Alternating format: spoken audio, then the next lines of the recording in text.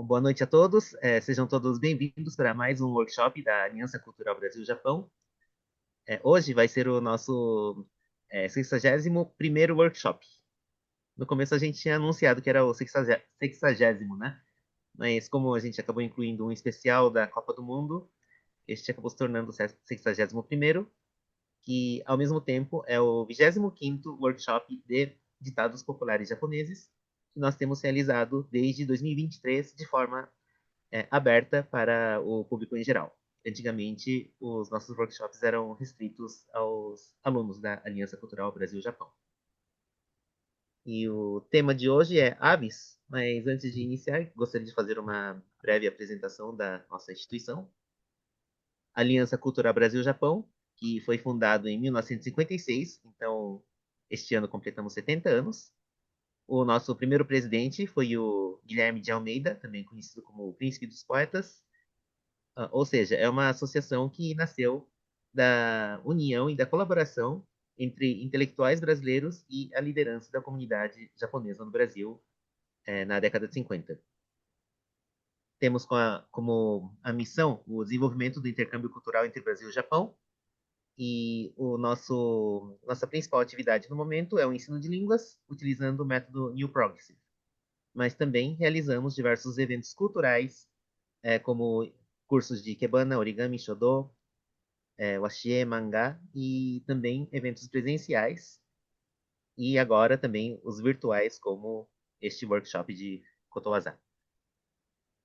Então, é, vamos começar o workshop propriamente dito. William, não sei se você pode compartilhar Vou, o material. claro, preciso só de mais um minutinho, fazendo uma cópia. Então,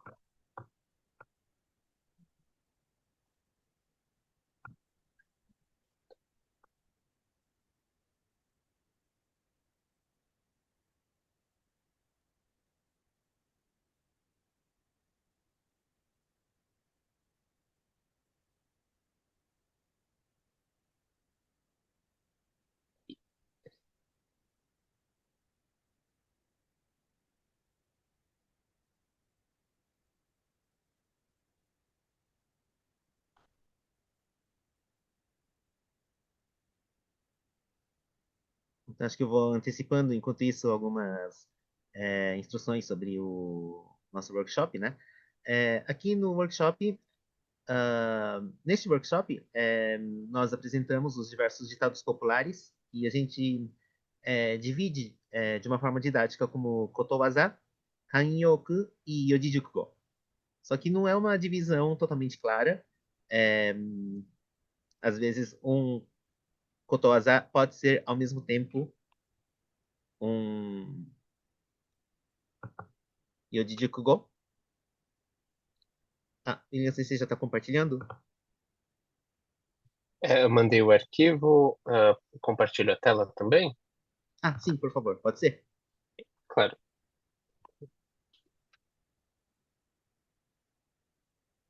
Daí eu já passo o bastão para o William CC também para essa parte inicial. perfeito. Então, como estava sendo dito, né, essa divisão ela não é tão clara, e então, às vezes, um kotowaza, né, um provérbio, ele também pode ser um yojijukugo, né? Às vezes a linha entre o que é kanyoku e o que é kotowaza também é bem tênue e é difícil de precisar, né? Então, a gente traz sempre no arquivo, a gente tenta categorizar nenhuma dessas três. Mas, de forma geral, o Yujichukugo é uma expressão formada por quatro caracteres, né, como diz o nome, mas uma característica específica das que a gente costuma trabalhar é que a soma dos quatro caracteres, né, a soma semântica, né, dos significados, costuma ir além daquilo que está acessível visualmente, né? Então você tem que realmente conhecer o, a palavra, né, a expressão, para poder entender o seu significado, né? O Kanyoku é uma expressão que ela é um pouquinho mais maleável, a gente consegue fazer algumas alterações é, durante o uso, enquanto o Kotowaza, ele acaba tendo que ser usado do jeito que ele é, É como se fosse uma citação, que não consegue alterar muito o seu conteúdo.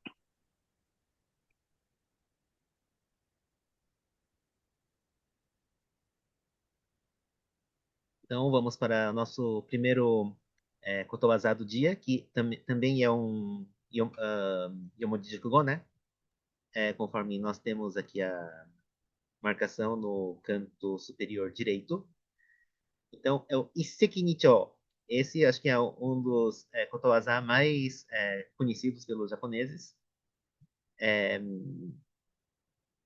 o Isseki Nicho, digamos que está na leitura chinesa, entre aspas, dos kanji, mas aqui no vocabulário eu coloquei as leituras, entre aspas, japonesa, que é o Ichi, o primeiro ideograma, né? Ichi, que significa um. O segundo, Ishi, que significa pedra. O Ni, que significa dois. E Tori, que significa ave ou pássaro.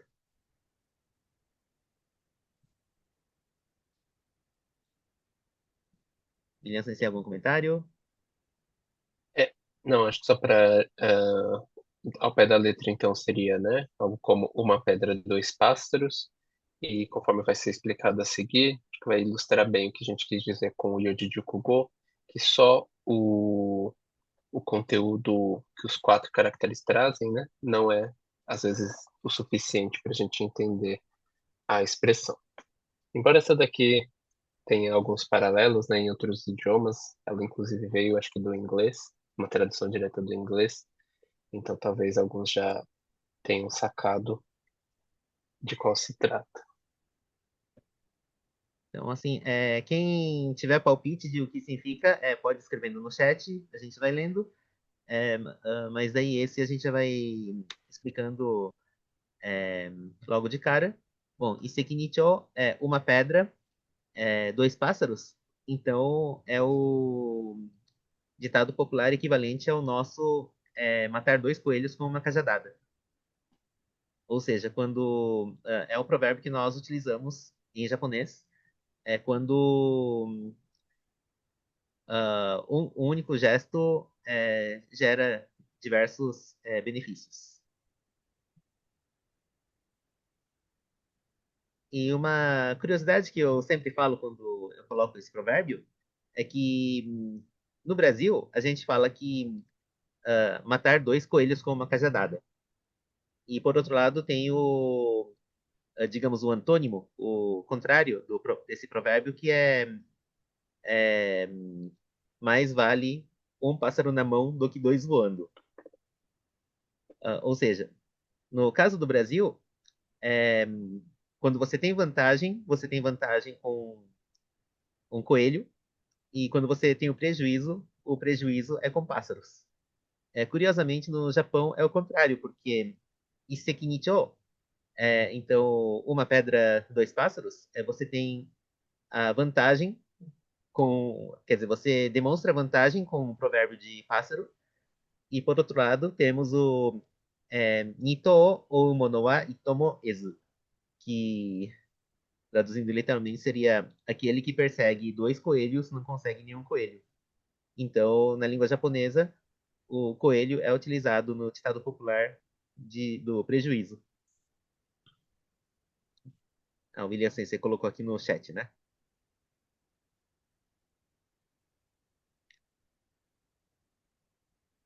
Então, acho que esse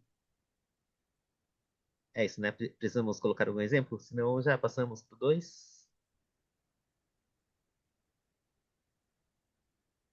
Aí nós sempre falamos que o nosso workshop, a ideia é, nós temos dois objetivos, né? Um é que por meio do estudo dos ditados populares é possível de nós entendermos como é que qual é a lógica de raciocínio dos japoneses, né? E ou seja, por meio do estudo de provérbios, nós podemos entender melhor a cultura japonesa. E o segundo objetivo, esse para quem realmente estuda a língua japonesa, quanto mais é, kotowaza e kanyoku, ou seja, quanto mais ditados populares e expressões idiomáticas nós utilizamos na nossa conversa diária, mais rica fica o, as- a- o jeito que nós conversamos, né? Então, principalmente quem já estuda a língua japonesa, gostaria que incluísse essas palavras no dia a dia. E, lógico, tem palavras que é meio difícil de utilizar no dia a dia, né? Daí, nós temos o grupo de WhatsApp. Acredito que todos que estão participando aqui já estão no grupo de WhatsApp. Lá, nós estamos à disposição para explicar ou tirar dúvidas sobre como usar os provérbios. Então, podemos ir para o próximo?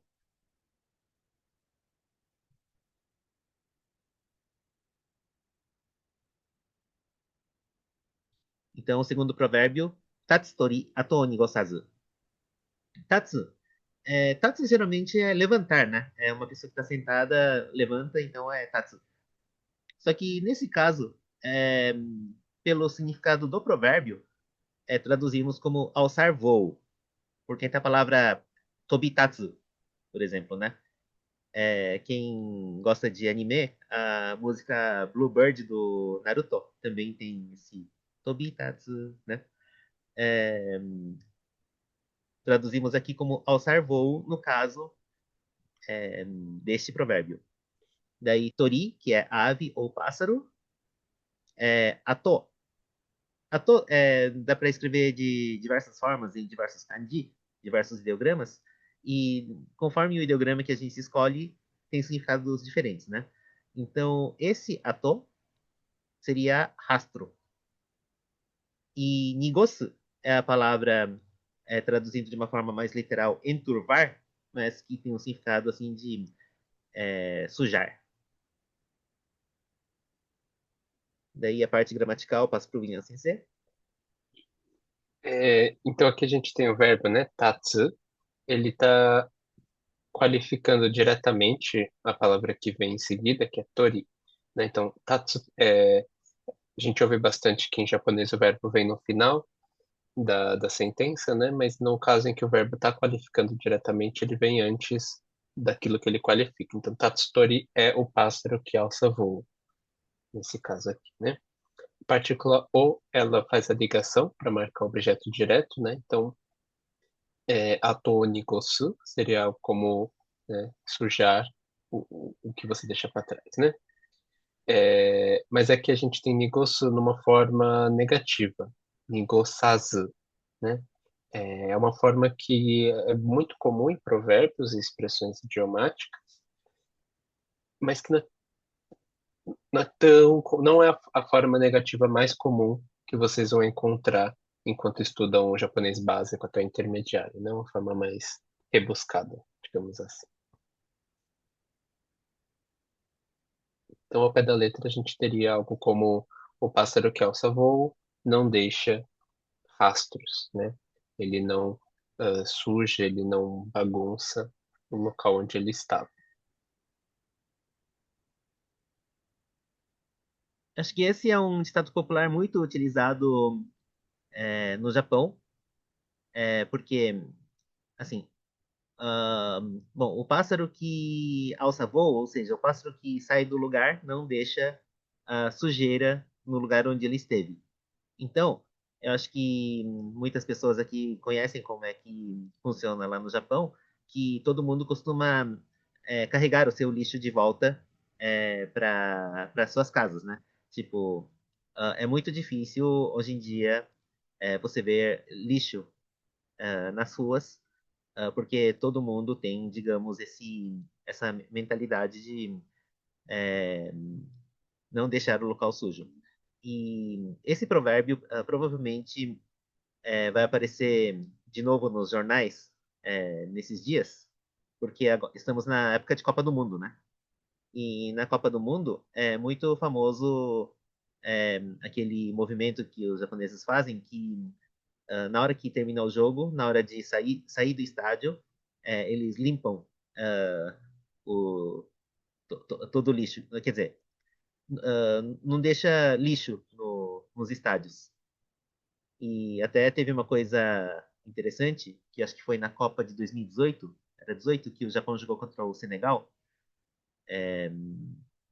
Daí, supostamente, a própria torcida do Senegal, assim, também começou é, a tirar limpar o lixo do estádio, né? Ou seja, a gente usa a palavra assim para elogiar, que é um grande exemplo.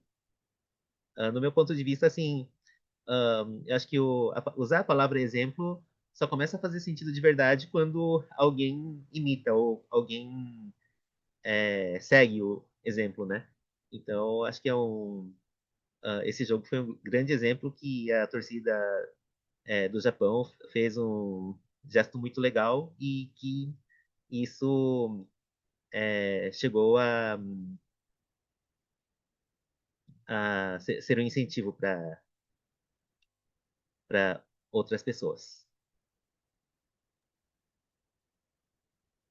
Então, assim, sempre que você termina uma atividade ou termina alguma coisa, é, você dá ao final, deixa tudo certinho, deixa tudo como estava antes de sair do lugar para passar o lugar para outra pessoa.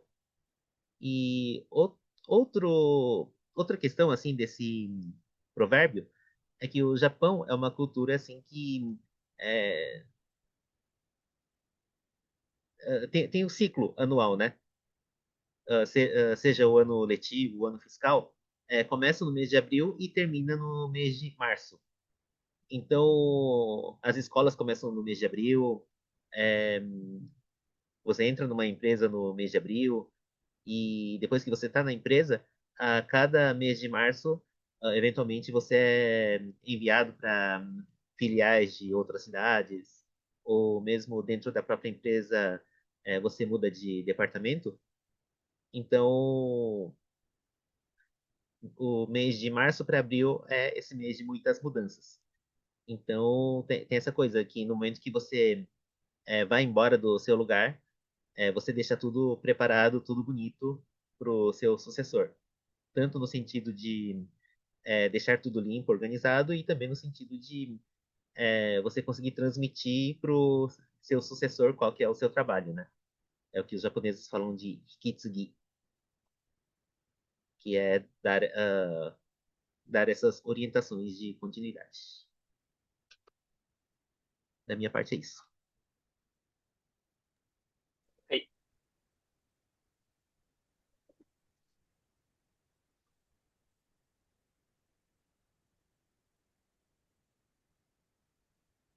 Então vamos para o terceiro provérbio do dia. Tobu tori wo otosu ikioi. Isso aqui também eu deixo o chat para quem quiser ir adivinhando, ou quem já sabe o significado do provérbio, né? Tobu é o verbo voar. Tori, mais uma vez, é o tema de hoje, aves ou pássaros. Otosu é derrubar. E ikioi, que seria impulso, força, é algo que está com muita energia. aqui novamente a gente tem o mesma coisa que aconteceu com o provérbio anterior, né? Tatsutori. Então a gente tem o verbo diretamente qualificando a palavra seguinte, né? Então, Tobotori é o pássaro que voa, né? Otosu é derrubar, e aqui de novo a gente tem a partícula O que vai fazer essa ligação de objeto direto, né? Então, se alguém derruba, derruba algo, derruba alguém. Então, derrubar o pássaro que voa, né? E agora isso tudo que a gente decifrou está qualificando a palavra que vem em seguida, né? Ikioi, impulso, força, ímpeto, né? E então é essa força, esse impulso que derruba o pássaro que voa.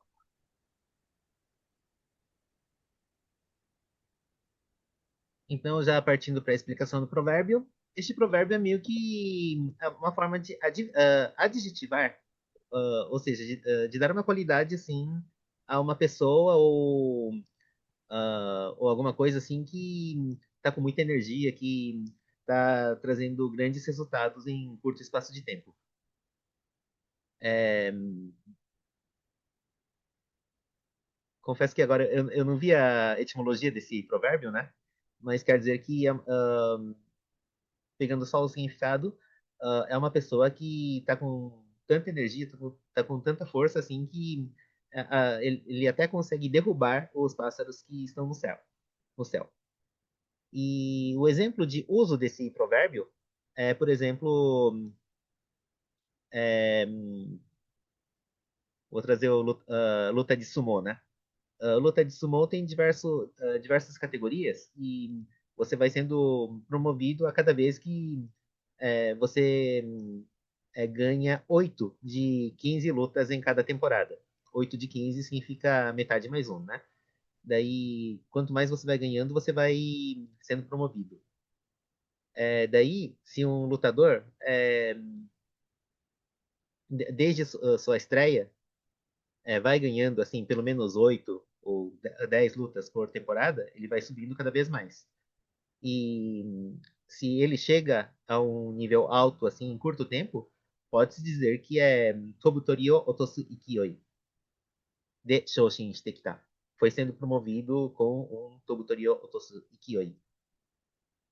Porque geralmente as pessoas precisam de tempo, assim, né?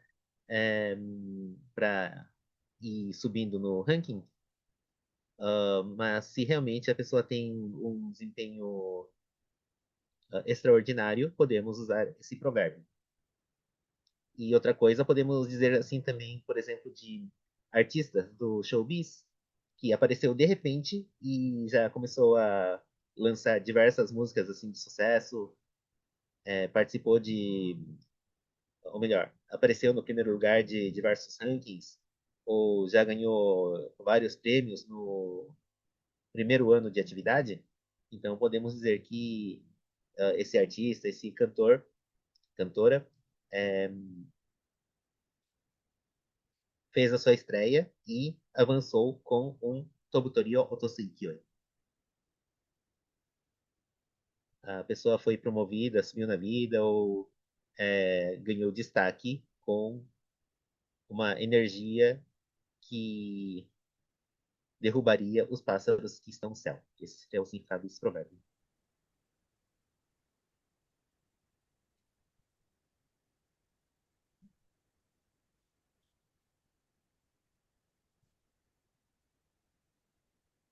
Então, o nosso quarto provérbio é Suzume hyakumade odori wasurezu.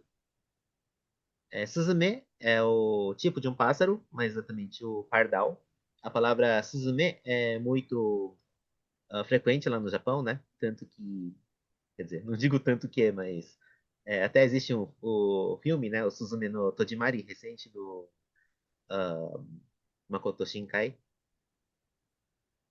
O Suzume aparece em diversas referências em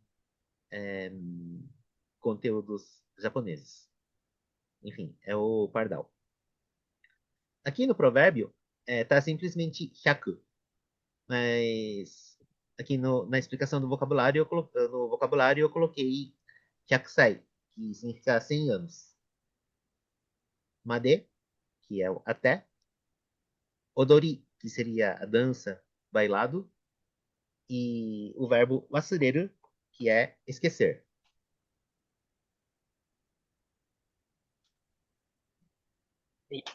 Aqui acho que a gente tem uma construção que está um pouquinho mais clara também, mais direta, né? Então, Suzume o pardal, Hyakumade até os 100 anos, Odori a dança e o Asureza que novamente está naquela forma que a gente viu Nigosazu, né? Tem os verbos terminados em z, é, podem indicar então a negativa, né? Então seria não esquecer.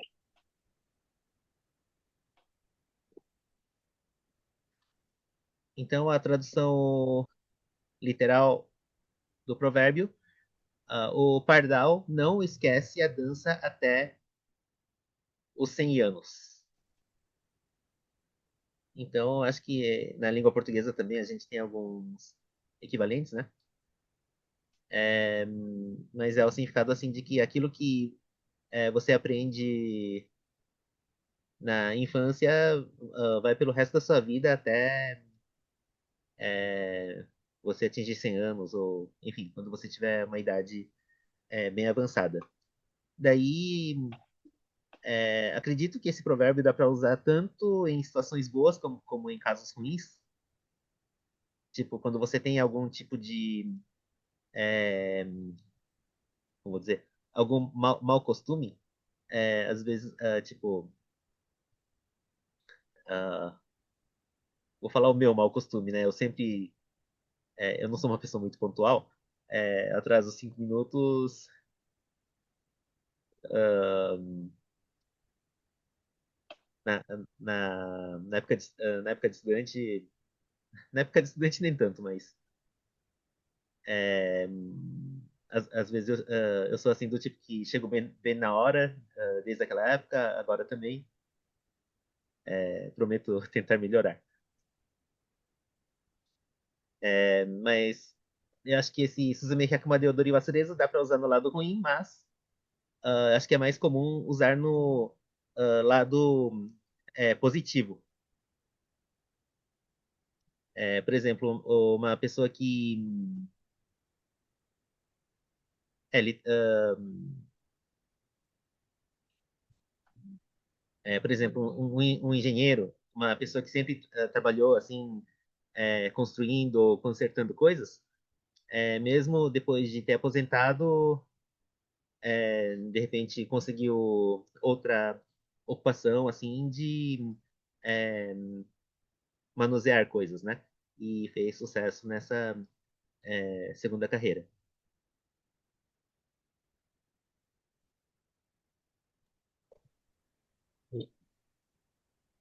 É que acho que o Odori a gente pode interpretar tanto pensando não só o pardal, né, muitos passarinhos pequenos, eles andam pulando, né, de um lado para o outro, né, e então isso pode ser o Odori, né, a dança. Também a gente pode pensar numa habilidade da pessoa, né, pode ser hábito, pode ser habilidade, essa ideia de que aquilo que você aprende, aquilo que você tem costume, né, quando jovem, vai permanecer pelo resto da vida.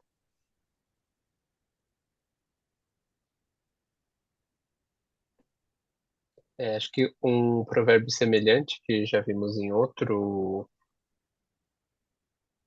workshop, né, de outro tema, é o Mitsugo no Tamashi Hyakumade. Mitsugo no Tamashi Hyakumade. Aqui também tem a ideia do Hyakumade, né, então até os 100 anos. Mitsugo é para ser a criança de 3 anos, né? Tamashi é a alma, o espírito, né? Aqui também, aqui para falar sobre hábitos ou características, né, da pessoa, de que aquilo que a pessoa é desde criança, né, não vai mudar mesmo com a idade avançada.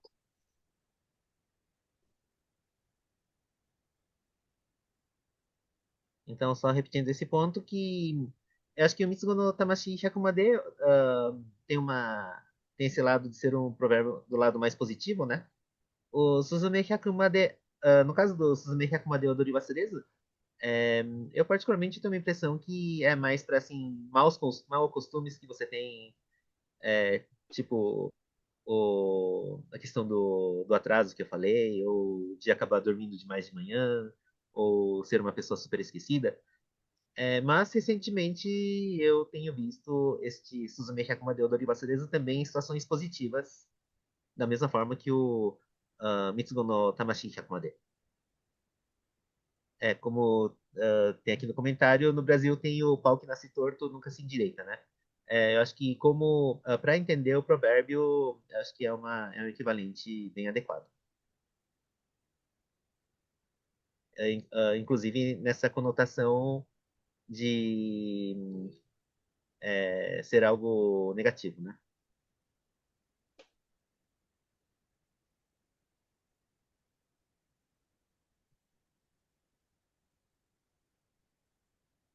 Aqui, número 5, Suzume no Namida. É, Suzume, então, mais uma vez, é o pardal, e Namida, que é lágrima. Aqui a gente tem a partícula no, que faz a ligação, né? Nesse caso, uma ligação de posse. Então, são as lágrimas do pardal, né? Suzume no Namida.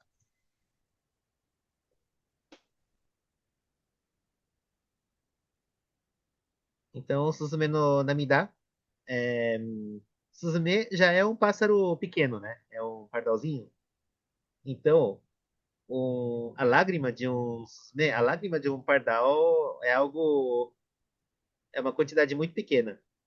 Então, nós utilizamos quer dizer, quando falamos japonês, nós utilizamos a expressão Suzume no Namida, quando falamos que alguma coisa está em quantidade muito pequena.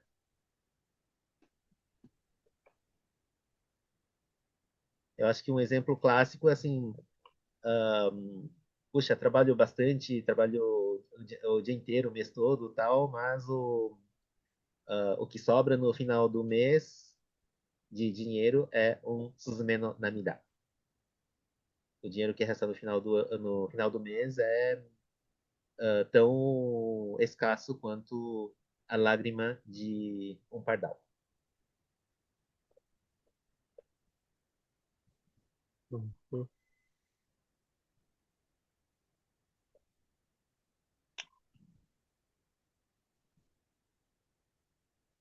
Na verdade, dá para pensar em outros exemplos que não seja de dinheiro, né? Mas nesse momento não estou conseguindo pensar em outros exemplos. Deixa eu ver.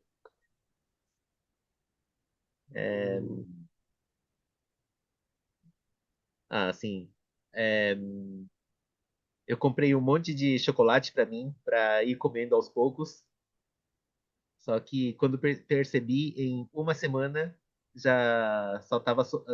só tinha mais uma quantidade de Suzume no Namida. Uma quantidade muito pequena que sobrou no final de uma semana.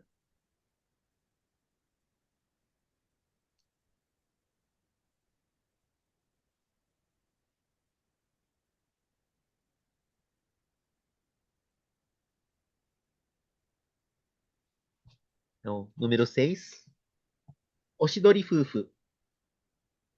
É, Oshidori é um termo que nós utilizamos para falar do. é, Esse é o nome de um pássaro, é o nome de uma ave, né? Que é o pato mandarim. Eu confesso que eu só conheci esse nome agora porque eu pesquisei para este workshop. Mas exatamente o Oshi seria o macho e Dori seria a fêmea, né? Mas é muito comum nós vermos a palavra Oshidori juntos, é, e a tradução, digamos, técnica é pato mandarim. E Fufu seria casal. Mas a palavra Fufu também, se escrito dessa forma, com esses kanjis, com esses ideogramas, também tem uma conotação bem visível que seria marido e mulher. Ou seja, um casal de homem e mulher, né? Daí, de formas mais neutras, digamos, casal pode ser dito também como couple ou partner. Aqui, palavras que vieram do inglês, né? Então, fufu, eu entendo que seria casal, mas com essa conotação implícita de ser um homem e uma mulher.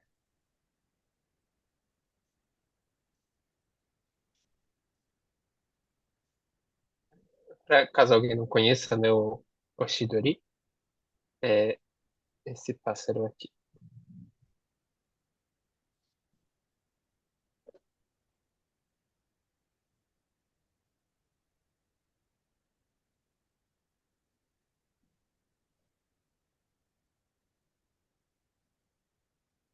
Aqui não tem muito o que comentar do ponto de vista gramatical, né? A gente só tem as duas palavras combinadas, né?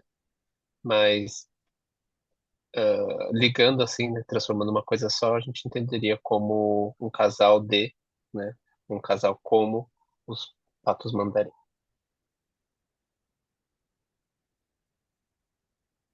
Então, o Shidori Fufu também é um, apesar de ser mais que um provérbio, é uma expressão, né? É, é uma expressão utilizada no Japão para falar que um casal, como dizer, muito próximo, Uhum, é o casal 20, né? Assim, é um casal que combina bastante, que é conhecido por é,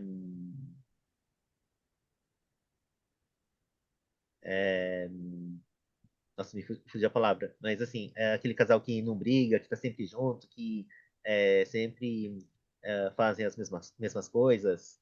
É, um casal que tem um relacionamento muito bom. Ah, isso.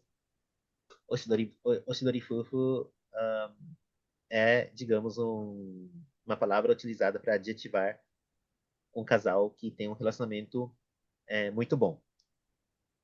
E esse daqui eu pesquisei a etimologia, que no passado na China tinha ah, um, um ministro na China, né? Que ele era casado, só que o seu soberano é, arrancou a esposa dele. Daí, depois, quando os dois morreram, fizeram o túmulo e nasceu uma árvore. Daí vieram um casal de Oshidori, ou seja, um casal de pato mandarim, e ficaram lá nessa árvore. Então, é, as pessoas talvez pensaram que eram a reencarnação do casal que é, se reuniram depois da morte e tal. Então, o Oshidori é um pássaro que, não sei na China, mas atualmente no Japão é considerado é, uma ave que o macho e a fêmea têm um relacionamento muito bom.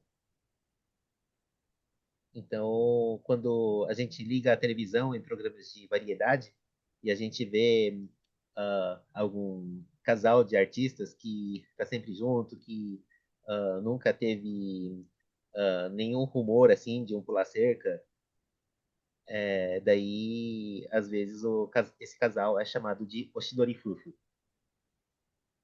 Porém, temos uma curiosidade extra que, apesar de ter essa fama, a ave Oshidori, na realidade, tem uma natureza totalmente ao contrário, né?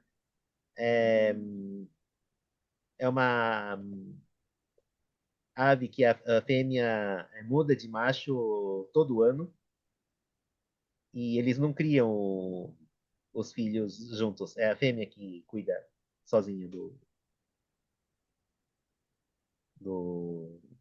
da sua prole, né? Então, curiosamente, a palavra Oshidori Fufu usa para pessoas que, ou melhor, casais que têm um relacionamento muito bom, porém, a ave que deu origem a essa expressão digamos, poligâmica.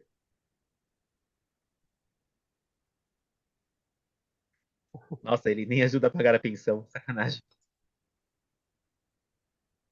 quem vai pagar o pato, né? Se, se a gente Muito boa. for manter a, a ideia de aves, né? Em português a gente também chama de pombinhos, né? Casal de apaixonados. São dois pombinhos. A gente consegue fazer essa equivalência, né? Em português usando as aves. Mas não chega a ter essa profundidade de significado que tem em japonês. E é uma palavra, eu acho que muito usada quando a gente está falando, né? De um casal cujo relacionamento é muito bom, ou acho que talvez em discursos de casamento pode aparecer, né? Tem uma variação também desse, dessa ideia, que é, vou colocar aqui, Enno no Chigiri. Enno é a outra leitura de Oshidori, né? Oshidori seria a leitura japonesa, Enno seria a leitura, digamos, chinesa do, do pato mandarim. né? Então também tem essa palavra para falar sobre um laço, né? Uma relação, né, tal qual a dos patos.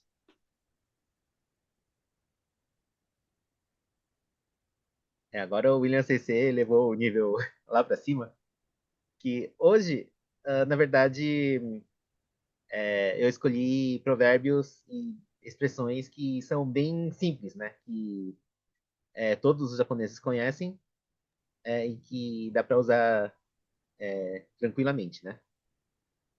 Só que daí tem essa coisa, assim, realmente tem pessoas que usam em Onotogiri ou o Shidorifufu, assim, discursos de casamento, mas é aquela coisa, né?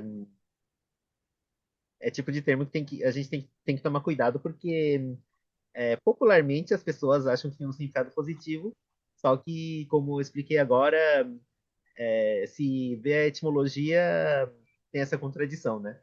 Então, eu, particularmente, eu jamais utilizaria num discurso de casamento.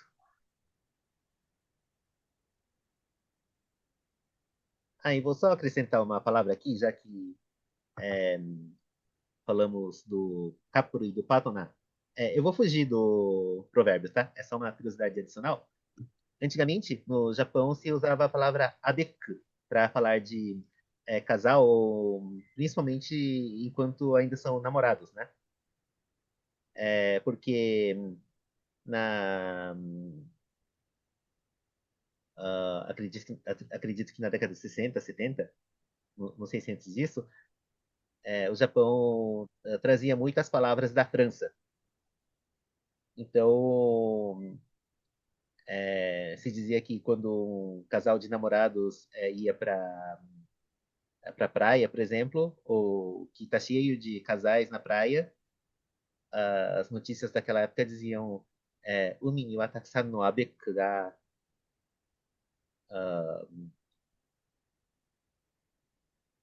yasumi o kyuka o tanoshinde imasu.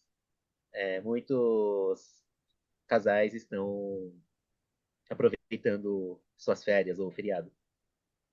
Só que hoje em dia, esse abeku, que vem do avec, né, que vem do francês, não é mais utilizado.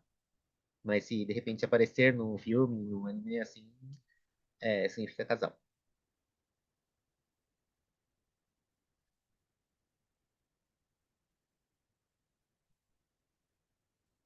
7. Mediroshi. Este eu vi que em alguns lugares até chamam de kotowaza, mas na prática é uma expressão. Mediro,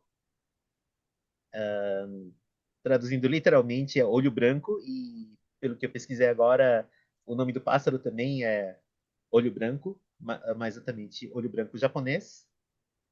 E aqui eu traduzi o osan, que seria empurrar, pressionar.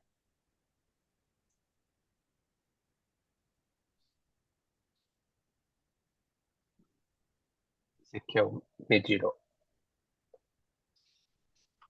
Acho que também vale a pena comentar que, embora geralmente muitos pássaros, muitos animais, né, de forma geral, tenham seu nome japonês, tenham kanji, quando a gente fala do animal, a menos que sejam aqueles de contato muito próximo, né, como os animais domésticos, é comum escrever em katakana, né? Acho que Mediro, como o kanji é bem fácil e está bem relacionado, né, à característica do pássaro, talvez até passe, né, em kanji mesmo. Mas de forma geral a gente costuma escrever em katakana. Muito importante essa observação. É que, no caso do Mediroshi, muitas vezes eu vejo em kanji mesmo, porque aqui a gente está falando da expressão, né? Não do animal. Uhum. Mas quando falamos do animal de uma forma isolada, dificilmente vejo escrito em ideogramas. Geralmente, realmente é escrito em katakana.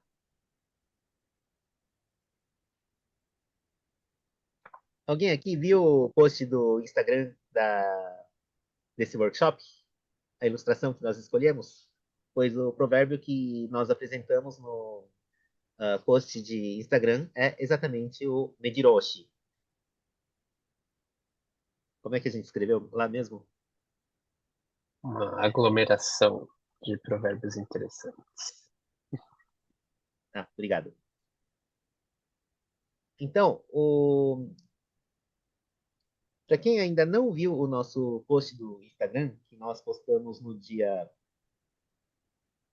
2 de junho de 2026, é, então tem uma ilustração assim com é, vários Mediro é, num galho.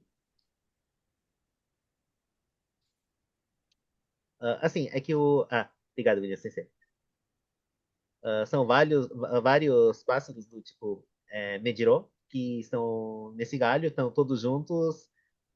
Não é que eles estejam empurrando exatamente, mas estão tão aglomerados. É, me fugiu outra palavra muito boa em português. Mas quer dizer assim que estão juntos assim, sem deixar espaço.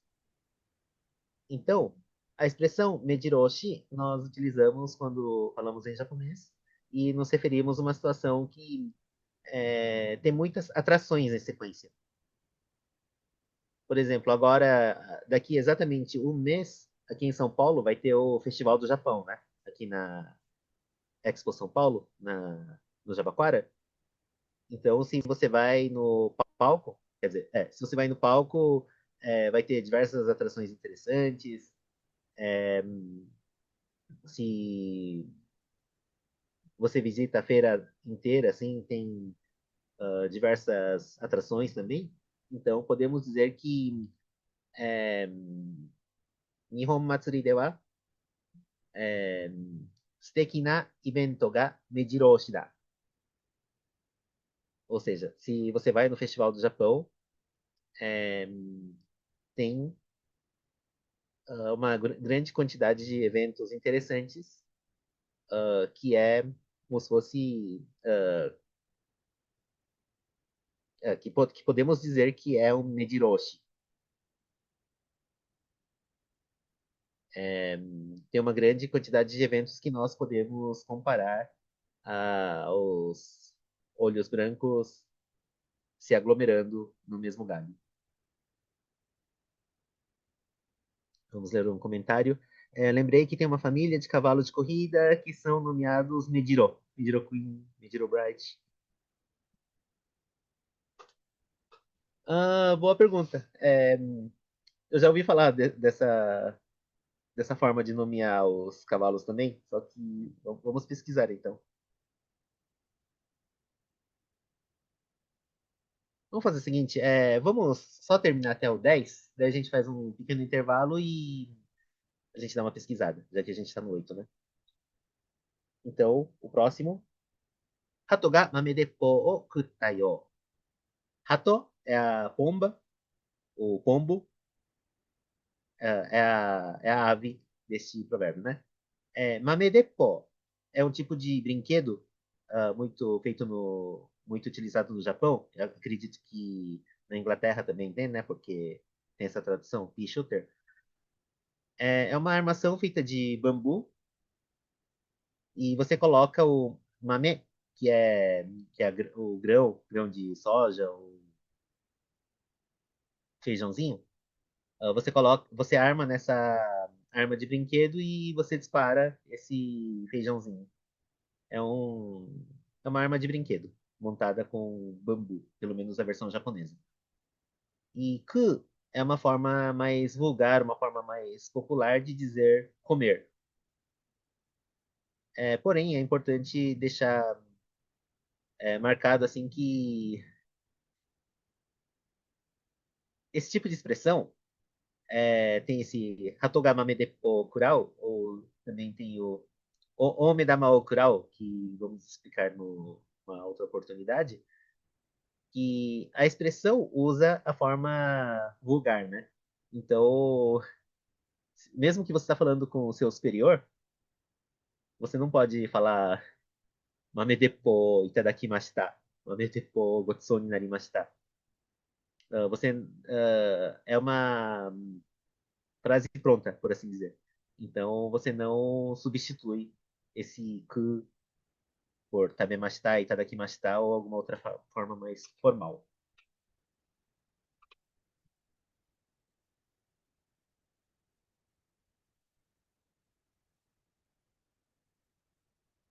Aqui o que a gente tem acontecendo na parte gramatical é a partícula H é a partícula do sujeito, né? Então indica quem está realizando a ação. No caso, então, é a pomba, né? E esse kutá de comer, né, que está na forma do passado, né? Comeu, mas tem a gente pode entender também como levou um golpe, né? A gente vê muito isso em contextos de luta, né? Quando alguém desfere um golpe, né? Pode falar a outra versão também, curar, né? Curar né? Toma essa. E se você leva um golpe, né, você pode falar, curata, né? Ah, levei uma, né? Então tem esse uso também. Então aqui esse mamedepoku, tá? É que foi atingido pela, pelo tiro, né? Dessa arminha. E o yo no final ele indica que é como se, né? Como se isso tivesse acontecido. Porque esse provérbio ele vai vir geralmente ligado com alguma coisa depois.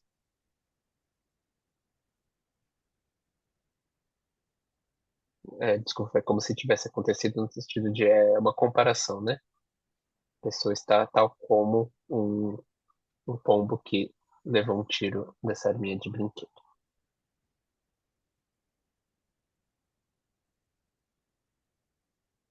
Então, assim, o que seria essa expressão?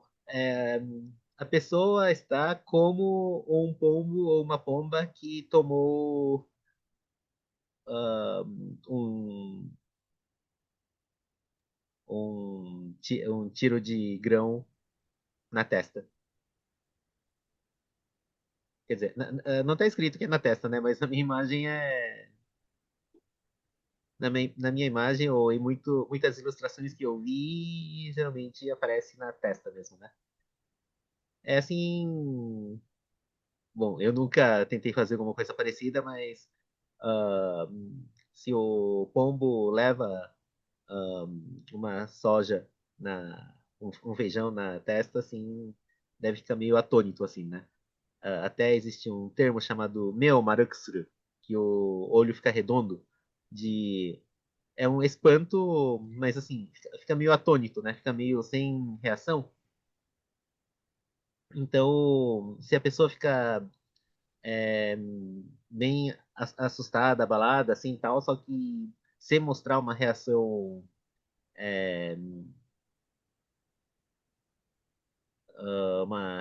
grande, assim, tal, então utilizamos que a pessoa parece um uma medepo kutahato, né? A pessoa tá tão assustada que hatogama medepo kutayo. Eu vejo muito usando com o kao, né? Rosto, então para dizer que a pessoa está com aquela cara de espanto, né? Então, hatogama me depou tayo na kao, né? Então a pessoa estava com uma cara de pombo que levou, né? O feijão. Então, hatogama me depou tayo na kao deshita. Daí, como exemplos, a gente pode falar.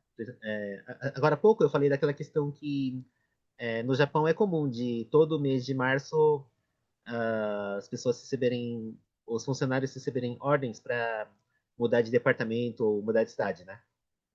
Bom, lógico que é, a pessoa não vai mudar de repente, né? O aviso de que vai ter a mudança é feito com antecedência. Só que de qualquer forma, a hora que você recebe o aviso, às vezes pode ser algo repentino, né?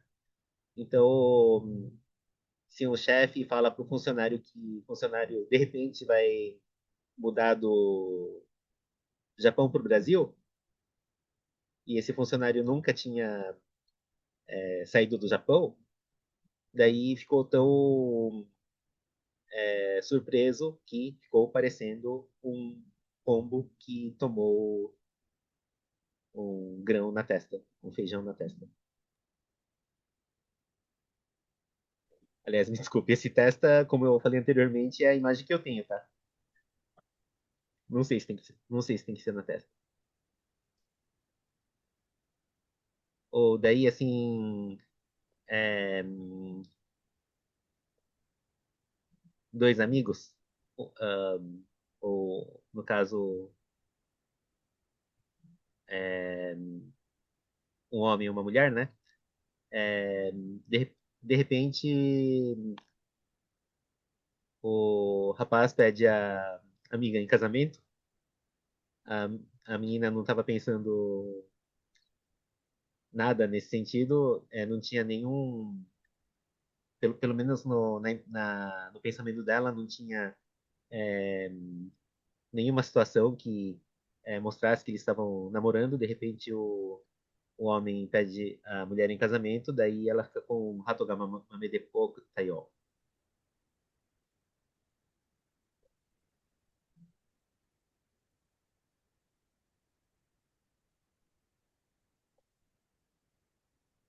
Então, 9, Kijimo Nakazuba Utaremai. Kiji, que é o fazão. Eu acho que esse pássaro, essa ave é muito conhecida pelas pessoas que gostam da cultura japonesa porque aparece no conto Momotaro, que é um dos contos mais conhecidos do Japão, né? Se alguém não conhecer aqui, a gente pode contar ou no intervalo ou na prorrogação, depois que terminar aqui o workshop. O Naku é curioso, assim, que é o som que é, as aves emitem, né? E no caso, aqui no Brasil, a gente fala que as aves cantam. Então, esse Naku significa cantar. Mas tem essa observação que a gente tem que ficar de olho no ideograma, né? Porque o Naku pode ser chorar, se escrito em outro ideograma. Mas neste caso seria o canto das aves. E só um assunto, desviando um pouco do assunto, né? Mas é, uma vez eu estava discutindo com uns amigos assim que é curioso que no Brasil a gente fala que o pássaro canta, né? Que é uma coisa alegre. No Japão, fala que o tori ga naku, os pássaros naku, que apesar de ser ideograma diferente, então na prática são palavras diferentes, mas tem o som, mesmo som de chorar, que é tristeza. Então, bom, daí a gente ficou teorizando diversas coisas, mas isso não deixa de ser curioso. E por fim, a palavra utsu, que é atirar, dar um tiro.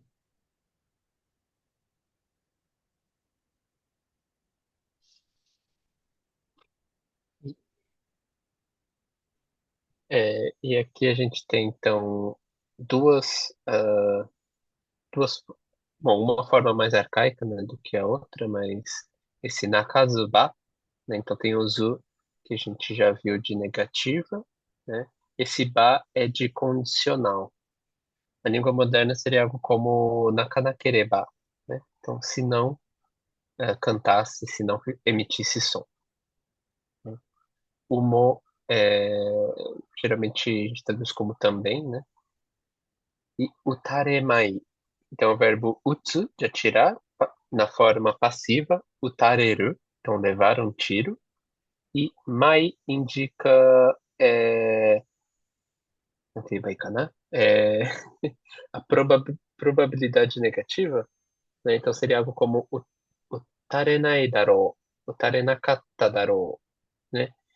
Provavelmente não levaria um tiro, né? Então, ao pé da letra, literalmente ficaria então que até mesmo os fazões, se não emitissem som, se não cantassem, não tomariam tiro. Eu acho que esse, tendo a tradução, é bem intuitivo, né? Se o fazão não canta, não leva chumbo, não leva tiro. Então, na língua portuguesa, a gente também tem, como é que é? É morrer pela boca? Uhum. Peixe morre pela boca. Peixe morrer pela boca. Hum? Tá certo usar esse exemplo? É, É, o uso é o mesmo. Ah, Natasha é. mandou outro bom também. Eu acho que Uhum. Boca. o equivalente mais comum é o boca fechada não entra mosca, né? E na língua portuguesa, quer dizer, na língua japonesa, a gente também tem outros equivalentes, que é o kuchi wa wazawai no moto, wazawai no mon, wazawai no kado. Ou seja, se às vezes se você solta o som, ou seja, se você fala, isso acaba indo contra você. Por exemplo, você está numa reunião e você dá uma ideia muito boa, só que uma ideia trabalhosa. Daí o pessoal aprova, só que você acaba sendo responsável pelo projeto, né? Se você ficasse calado, você não ia ter esse trabalho a mais. Então, acho que foi bem intuitivo. Vamos só ler aqui os comentários. Nome do jogo.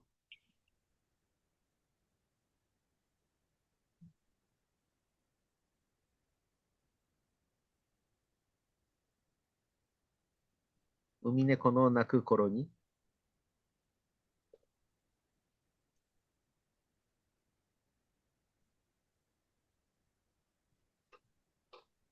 Não sei se tem uma referência escondida, algum trocadilho, então aqui não vou comentar. Eu acho que o comentário que o William Sensei deixou tá muito bom. Mas acho que podemos ir pro próximo. Então, décimo. Hoje a gente vai fazer um pequeno intervalo rápido depois desse décimo. No arutaka wa tsume o kakusu. No, essa palavra significa talento, habilidade. E tanto que, só por curiosidade, temos o teatro no, né? O teatro no também é escrito com essa letra e indica que é uma arte, uma dança, um teatro que é necessário ter talento, habilidade. Aru, verbo ter. O taka, que há controvérsias, mas aqui vamos traduzir como gavião. Tsune, o tsune, se fosse em ser humano, seria unha. Só que aqui, como estamos falando do tsune, de uma. Eu ia falar águia, né? Do gavião, então. Tsune é a garra. E também temos o verbo kakusu, que seria esconder.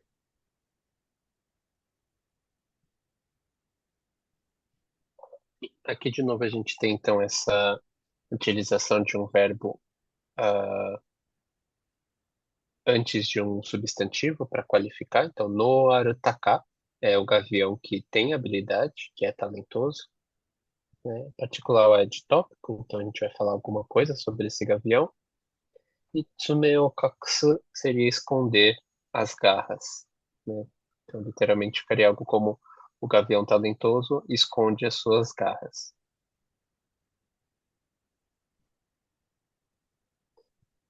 Então, Eu William acho Sensei já. até, Dozo. eu acho que é só uma curiosidade, né? Acho que é comum a gente ter algumas palavras que em português, dependendo se a gente está falando do ser humano ou do animal, né? A gente tem palavras diferentes. Então, essa unha, garra é uma delas, né? Em japonês às vezes é a mesma, né? Outra é ashi, né? Então, ashi pra gente é pé ou perna, né? Mas quando é de animal é pata. Em japonês não, né? As patas dos animais também são ashi. Bom, aqui o William Sensei já fez a tradução literal, né? Ah, o gavião que tem talento esconde as garras. É aquela coisa que uma pessoa que ah, Assim, esse no é talento, né? Mas na minha infância eu confundia que no era no de cérebro, ou seja, que é um gavião inteligente, né? Porque são palavras homófonas. Tanto o talento, habilidade é no e cérebro também é no. Então, aí isso aqui faz sentido tanto com talento, habilidade, tanto com cabeça, né? Tanto com cérebro, né? Porque ah, tá falando exatamente daquela pessoa que sempre deixa guardado uma carta na manga. Daí, forma de uso é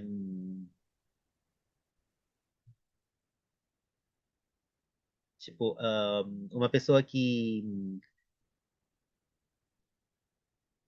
tem um talento assim de design assim que a pessoa sabia, só que nenhum colega de trabalho sabia, né? Daí ah, esse grupo estava criando um projeto, de repente o trabalho que tinha sido encomendado de design assim não saiu muito legal. Daí de repente esse funcionário mostrou seu talento e foi muito elogiado pela equipe. Então dá para usar esse Noru Takotsu no Kakasu. E geralmente esse provérbio é utilizado em situações boas. Só que tem que levar uma questão assim da diferença de contexto entre o Japão e o Brasil, né? Porque eu entendo assim que no Brasil tem aquela cultura do mostra e apareça. Tipo, você tem que mostrar que sabe fazer as coisas para você ser reconhecido pelas pessoas, né? Mas no contexto japonês, temos essa questão de que uma pessoa que fica se exibindo para tudo quanto é coisa, muitas vezes é mal vista. Então, assim, a pessoa que guarda o talento para si, que não fica se exibindo, se for utilizar uma palavra, digamos, ruim, né? Esse tipo de pessoa, às vezes, é mais valorizada na cultura japonesa. E vou fazer até uma associação que não estava previsto, mas eu falei aqui do Teatro No, né? No Teatro No, que foi consolidado por um artista chamado Zeami, é, isso 700 anos atrás, o Zeami tem uma palavra que é o Hi Sureba Hana. Hi seria esconder, manter mistério. Hana é flor, só que o, de uma forma metafórica, essa flor seria um produto de grande beleza que você mostra pela arte, no caso arte cênica, no caso do teatro no, né? Então, se você mostra as coisas, isso que você vai mostrando perde valor. Quanto mais você esconde e mostra só na hora certa, que isso que é a verdadeira beleza da arte.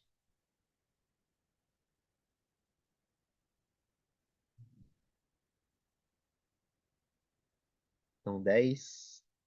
Vamos fazer um pequeno intervalo. É, 5 minutos. Vou parar a gravação. Um minutinho.